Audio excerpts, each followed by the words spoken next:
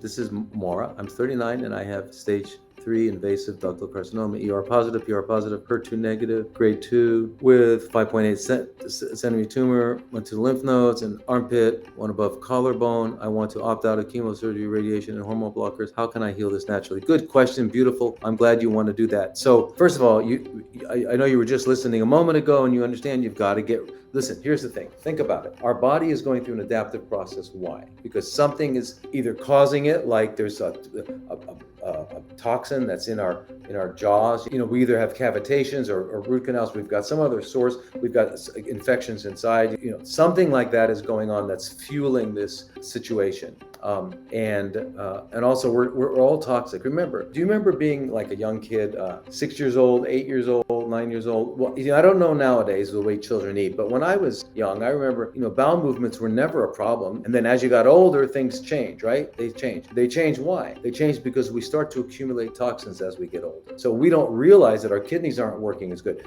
In fact, what we learned in medical school is that every decade of life, you lose 10% of the function of your nephrons or the little functional units of the kidney. Wow. So that means by 100, you have zero function of your kidney. Well, that's not true because we see the Hunzas at 120, 130 functioning kidneys. So that's just simply not true. But that's what they teach. But anyway, they're right to some degree. And that is, if you're living a poisonous life like we do, then you're going to have loss of function because of accumulated toxins. So all of our organs of elimination will start to get slowed down. And that's what happens. They get slowed down. We start to accumulate waste. In addition to that, now that we're adults and we're not playing anymore, because when we were kids, we loved to play outside and run and do all that. And now we're not. We're sitting around doing work on computers or whatever we're doing. So we're not as active. So we're not contracting our muscles to clean out our lymph and to clean out our blood vessels. And so we're starting to really, really stagnate and collect toxins. And that's what happens. Then when those toxins are collected, accumulate to a point of affecting our pituitary gland, our testes, or our